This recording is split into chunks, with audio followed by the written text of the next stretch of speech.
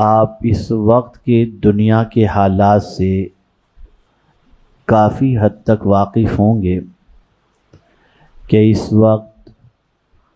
عالمی سطح پر کیا سچویشن ہے۔ ہم جس قرآن کے ماننے والے ہیں وہ اللہ کی ایسی عظیم ترین کتاب ہے کہ قیامت تک جتنے بھی پیش آنے والے واقعات ہیں ان واقعات کے اندر ہمیں کس طرح سے زندگی گزارنی چاہیے اور ان واقعات سے کیا سبق حاصل کرنا چاہیے، اس سلسلے میں اللہ کی کتاب ہماری رہنمائی فرماتی ہے۔ بڑے افسوس کے ساتھ یہ کہنا پڑ رہا ہے کہ ہماری قوم قرآن سے اتنی لا تعلق ہو چکی ہے کہ اس کتاب کے ذریعے ملنے والی رہنمائی سے استفادہ یعنی فائدہ حاصل کرنے کا کوئی جذبہ ہماری قوم کے اندر نہیں ہے۔ قرآن مقدس اللہ کی وہ عظیم ترین کتاب ہے کہ کتنی ہی کریٹیکل سچویشن کیوں نہ ہو، یہ ہمیں راستہ دکھانے والی کتاب ہے، اور دنیا میں جتنے بھی حالات بنتے ہیں ان حالات کے اسباب کیا ہیں، اس کی وجوہات کیا ہیں، اس کے سلسلے میں بھی قرآن ہماری رہنمائی کرتا ہے۔ آپ دیکھیں کہ اس وقت بہت ساری اقوام اور بہت ساری طاقتیں اپنے مادی وسائل کی بنیاد پر، اسلحے کی فراوانی کی بنیاد پر اور ماڈرن ٹیکنالوجی کی بنیاد پر خود کو سب سے سپر اور خود کو سب سے بہتر تصور کرتے ہوئے دکھائی دیتے ہیں، لیکن میرے پیارے آقا صلی اللہ علیہ وسلم کے پیارے دیوانوں، بہت سارے پروپیگنڈے کی وجہ سے انسان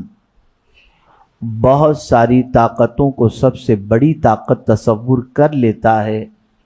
اور مان لیتا ہے، لیکن ایک مسلمان کو پروردگار جل جلالہ اپنے گھر سے پانچوں وقت یہ آواز پہنچواتا ہے کہ سن لو اللہ اکبر، اللہ سب سے بڑا ہے، اللہ سے بڑا کوئی نہیں۔ کوئی انسان ہزار اپنے منصوبے بنا لے، اپنی ہزارہ پلاننگ بنا لے، لیکن قدرت کی پلاننگ اور اس کے منصوبے کے سامنے اس کا کوئی منصوبہ چل نہیں سکتا۔ اور ایک انسان یہ بھی نہیں جانتا کہ اللہ نے اس کے بارے میں کیا خفیہ تدبیر فرمائی ہے اور اللہ عز و جل کی پلاننگ اس کے بارے میں کیا ہے۔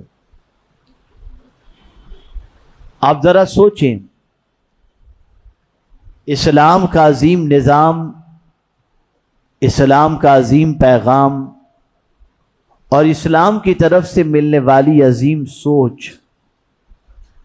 دنیا کے انسان کی پوزیشن جس کا تعلق دین سے نہیں، مذہب اسلام سے نہیں، وہ تھوڑی سی طاقت یا اقتدار کے ملنے کے بعد سب سے پہلے یہ کوشش کرتا ہے کہ میرے دشمنوں کو صفحہ ہستی سے مٹا دوں یا میری بالادستی کو میں قائم کروں، میں ظلم کا طوفان بپا کروں۔ لیکن اللہ اکبر، دین اسلام یہ تعلیم دیتا ہے کہ جب تمہیں اللہ کی طرف سے کوئی طاقت یا قوت مل جائے یا اقتدار مل جائے تو تمہیں کمزوروں پر ظلم نہیں کرنا بلکہ کمزوروں کو اٹھانا ہے، کمزوروں کو گرنے نہیں دینا، ان کی مدد کرنی ہے۔ آپ ذرا دیکھیں اس سلسلے میں پیغمبر رحمت صلی اللہ علیہ وسلم کی حیات طیبہ ہماری رہنمائی کرتی ہوئی نظر آتی ہے کہ اللہ نے اتنی طاقت اللہ کے رسول صلی اللہ علیہ وسلم کو عطا فرمائی کہ آپ زمین پر کھڑے رہ کر انگلی کا اشارہ کریں تو چاند کے 2 ٹکڑے ہو جائیں، آپ اشارہ کریں تو ڈوبا ہوا سورج پلٹ آئے، آپ اگر چاہیں تو اپنی انگلیوں سے پانی کے چشمے جاری کر دیں، آپ اگر اشارہ فرمائیں تو درخت اپنی جگہ سے دوڑ کر چلا آئے۔ اتنی طاقتوں کے باوجود میں پورے یقین کے ساتھ کہہ سکتا ہوں دنیا میں کوئی ایک واقعہ بھی میرے آقا صلی اللہ علیہ وسلم سے متعلق کوئی پیش نہیں کر سکتا کہ رسول اعظم صلی اللہ علیہ وسلم نے کسی انسان پر تو چھوڑیے کبھی کسی جانور پر بھی حضور نے ظلم کیا ہو۔ جب انسان ظلم کرنا چاہتا ہے تو سب سے پہلے اپنی طاقت کو دیکھتا ہے، اپنی قوت کو دیکھتا ہے، اپنی سچویشن کو دیکھتا ہے، اور اس کی سب سے بڑی غلطی یہ ہوتی ہے کہ وہ اپنی طاقت کو پرماننٹ طاقت سمجھتا ہے، اپنی قوت کو پرماننٹ قوت سمجھتا ہے، حالانکہ میرے پیارے آقا صلی اللہ علیہ وسلم کے پیارے دیوانوں، ایک انسان اپنی زندگی ہی سے جائزہ لے سکتا ہے اور اندازہ لگا سکتا ہے کہ اس کے پاس جوانی کی جو اللہ نے قوت عطا فرمائی، یہ قوت اس کے پاس بڑھاپے میں نہیں رہتی۔ اس سے پتہ چلا کہ اللہ کسی کو قوت پرماننٹ نہیں عطا کرتا، کچھ لمحوں کے لیے، کچھ موقعوں کے لیے، کچھ سالوں کے لیے عطا کرتا ہے۔ جس طریقے سے جوانی میں اللہ نے قوت عطا فرمائی، اور اگر کسی بندے نے جوانی میں ملی ہوئی قوت کا استعمال اللہ کی عبادت و ریاضت میں کیا تو اس کا بڑھاپا اچھی طریقے سے گزر جاتا ہے، لیکن اگر جوانی کی قوت کا استعمال اللہ کی نافرمانی میں اس نے کیا تو اس کا بڑھاپا سسکتا ہوا گزرتا ہے، بلکتا ہوا گزرتا ہے، تباہی اور بربادی کی طرف جاتا ہوا گزرتا ہے۔ ٹھیک اسی طریقے سے اللہ نے اگر کسی کو طاقت دی، قوت عطا فرمائی، اور وہ اپنی طاقت و قوت کا استعمال کمزوروں پر ظلم کرنے کے اندر گزار لے اور کمزوروں پر زیادتی کرے تو اللہ تعالیٰ اسے مہلت تو دیتا ہے، لیکن جب اس کی پکڑ فرماتا ہے تو دنیا کی کوئی طاقت اللہ کی پکڑ سے بچا نہیں سکتی۔ آئیے میں آپ کو سمجھاؤں، میرے پیارے آقا صلی اللہ تعالی علیہ وسلم کے پیارے دیوانوں، انسان کو اللہ نے دماغ دیا ہے، اور وہ عطا کردہ اللہ کے دماغ کے ذریعے بہت ساری پلاننگ کرتا ہے، منصوبے بناتا ہے، اور خاص طور پر قوت و توانائی اور اقتدار کے ملنے کے بعد انسان کسی کے خلاف برے منصوبے بناتا ہے،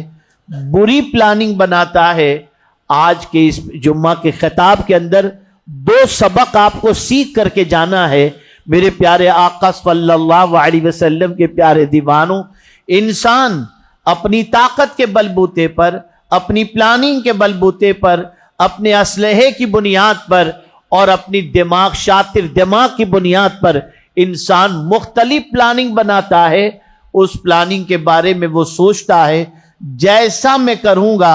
ویسا ہوگا، یہ اس کی بری پلاننگ ہوتی ہے۔ اللہ نے واضح طور پر اس پلاننگ یعنی کسی کے لیے برا منصوبہ بنانے والے کے بارے میں، کسی کے لیے کنواں کھود کر اس کو گرانے کے بارے میں، کسی کے لیے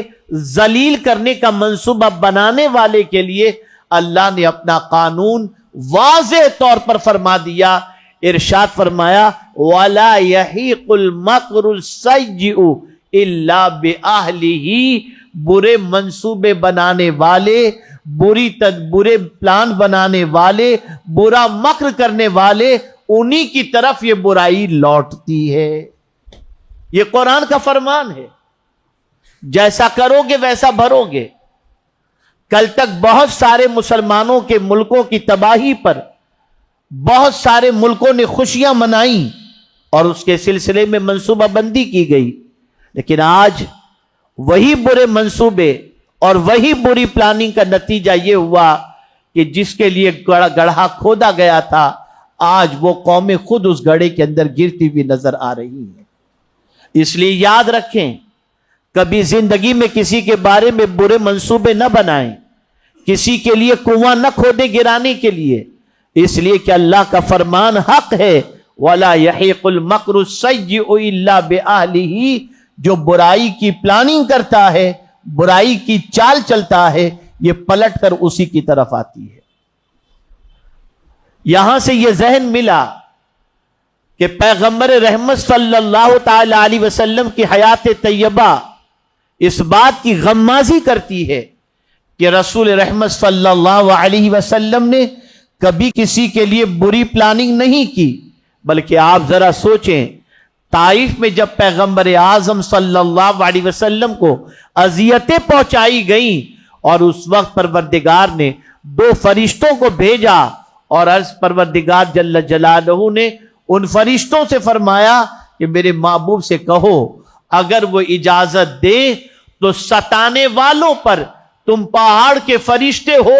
پہاڑ اٹھا کر ان پر ڈال دینا تاکہ یہ سب تباہ ہو جائیں۔ آقا کریم صلی اللہ علیہ وسلم سے جب پہاڑ کے فرشتوں نے یہ بات کہی تو رسول اعظم صلی اللہ علیہ وسلم نے برجستہ ارشاد فرمایا، میں دنیا کے لیے رحمت بن کر کے آیا ہوں، زحمت بن کر کے نہیں آیا۔ آپ ذرا سوچیں، اور ایک خاص بات اور ذہن میں رکھنی ہے، جب انسان کے پاس طاقت ہوتی ہے تو انسان ظلم کرتا ہے، انسان کے پاس طاقت ہوتی ہے انسان زیادتی کرتا ہے، انسان کے پاس طاقت ہوتی ہے انسان کمزوروں کو مسلنے کی اور غلام بنانے کی کوشش کرتا ہے،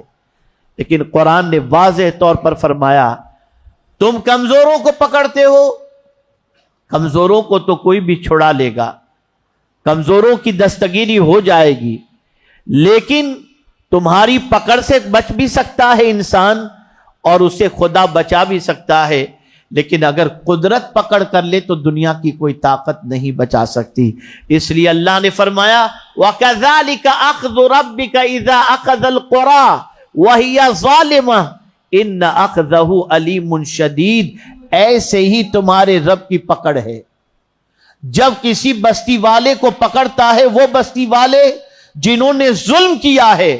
تو پروردگار فرماتا ہے ان اخذہ علیم شدید، بے شک اس کی پکڑ نہایت ہی شدید اور ذلت والی پکڑ ہے۔ میرے پیارے آقا صلی اللہ علیہ وسلم کے پیارے دیوانوں، ظلم اللہ کو پسند نہیں ہے۔ اللہ عز و جل گناہ کو معاف فرما دیتا ہے، لیکن ظلم کرنے والے کو اللہ عز و جل اس اعتبار سے معاف نہیں فرماتا کہ جب تک کہ مظلوم اللہ عز و جل کے مظلوم ظالم کو معاف نہ فرما دے۔ اسی لیے آپ سنیں، دعائیں کس کی سنی جاتی ہیں، دعائیں کس کی قبول ہوتی ہیں؟ تو اللہ کے رسول صلی اللہ علیہ وسلم نے ارشاد فرمایا مظلوم کی دعا باب اجابت سے اس طرح سے ٹکراتی ہے، ادھر مظلوم کی دعا نکلی عرش ہل جاتا ہے اور پروردگار کی بارگاہ میں عرض کرتا ہے جب تک کہ ظالم کو تو سزا نہ دے گا میں اپنی جنبش سے باز نہ آؤں گا۔ اللہ تعالیٰ پہ ظالم کی پکڑ فرماتا ہے۔ اس لیے یاد رکھیں کبھی کسی پر ظلم نہ ہو۔ ظلم کرنے والا ظلم کرتے وقت خود کو طاقتور سمجھتا ہے، خود کو پاورفل سمجھتا ہے، کوئی اس کی پکڑ نہ کر سکے گا یہ تصور کرتا ہے، لیکن آپ جانتے ہیں اس وقت تو وہ ظلم کر لیتا ہے، لیکن پھر ظلم کرنے والے کو جو سزا دی جاتی ہے تاریخ اس کے سلسلے میں گواہ ہے۔ کون نہیں جانتا امام عالی مقام رضی اللہ المولا تبارک و تعالی عنہ پر ظلم و زیادتی کے طوفان بپا کرنے والے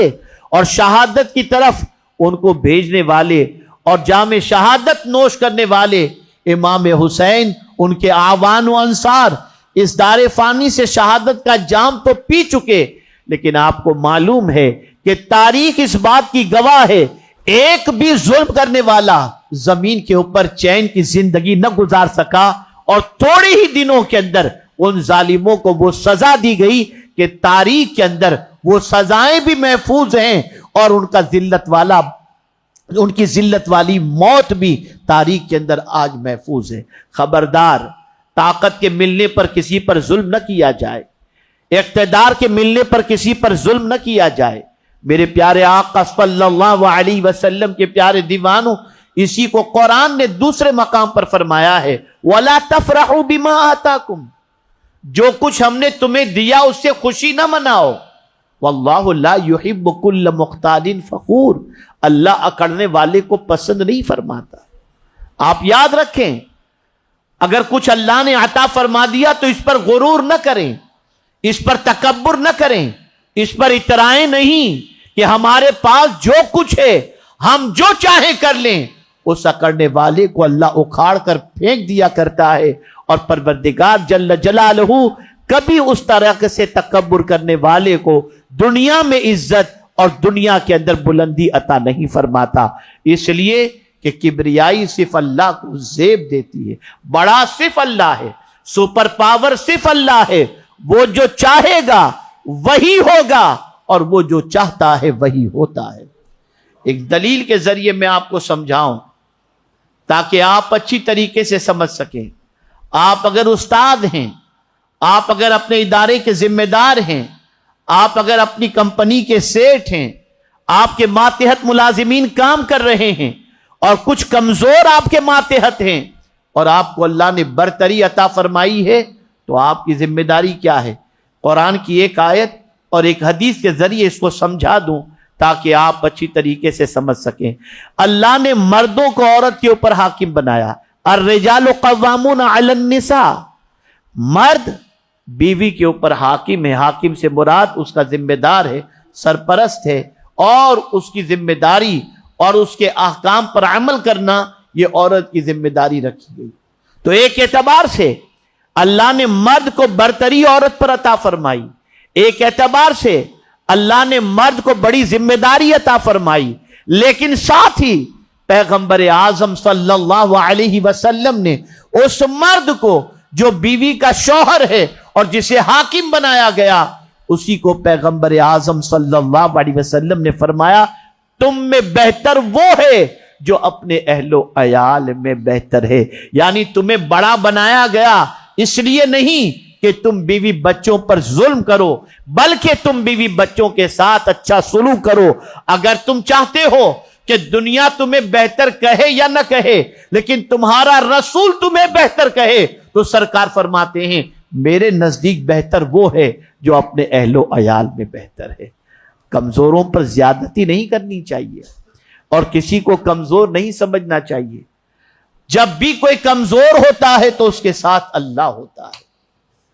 کمزور کبھی تنہا نہیں ہوتا۔ آپ ذرا دیکھیں،